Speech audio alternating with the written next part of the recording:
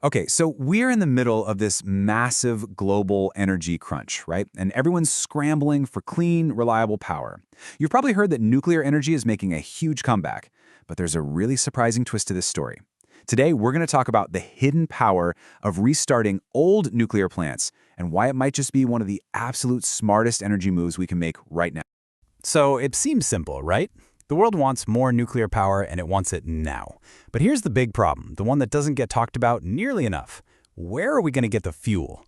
This is the central conflict. We've got these huge nuclear ambitions on one side, and on the other, a uranium supply chain that is already stretched incredibly thin. And the reason for this big nuclear push is pretty clear. Our hunger for electricity is just exploding. Think about data centers, electric vehicles, you name it. And we need that power on, all the time, 24/7, without pumping out carbon. That's the unique promise of nuclear power. Tons of clean, round-the-clock electricity. So if we know we need more nuclear on the grid, we're facing a fundamental choice. We can either build shiny new reactors from the ground up, or we can take recently shut down plants and bring them back to life. And let me tell you, the strategic implications of which path we choose are absolutely enormous. Here's the first major catch with building new stuff. It's not just about the years of construction or the billions of dollars in cost. It's the fuel. A brand new reactor needs a colossal, immediate injection of uranium just to turn the lights on. It's what the industry calls a front-loaded demand, and it's a huge deal. And that front-loaded demand is, well, it's just staggering. I mean, get this. We're talking about 150 to 250 tons of uranium just for the initial fuel in one new reactor. Now, think about the dozens of new reactors planned all over the world, especially in Asia. You can start to see how this sends a massive shockwave through the entire uranium market. Okay, so that's the new build path, a huge drain on resources right from day one. But what about that other option? Let's take a look at a restart. To get a recently shuttered plant back up and running, you only need about 20 to 40 tons of new uranium.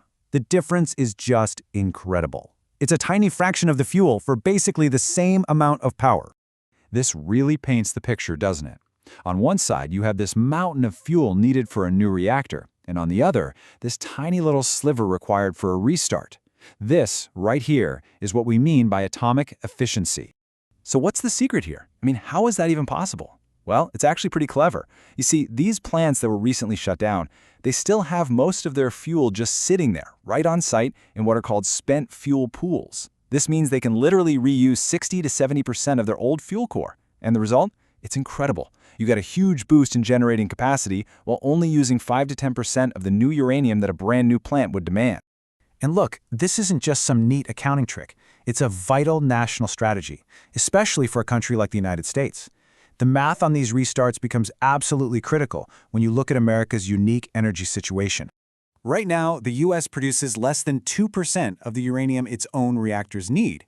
That means a mind-boggling 98% of it has to be imported, and a lot of that comes from geopolitical hotspots like Kazakhstan and Russia. This creates a massive strategic vulnerability. You know, relying on your geopolitical adversaries for the very fuel that powers your country, that's a huge problem. It's just screaming for a clever solution. So how can the U.S. possibly expand its clean energy base without making this dangerous dependency even worse?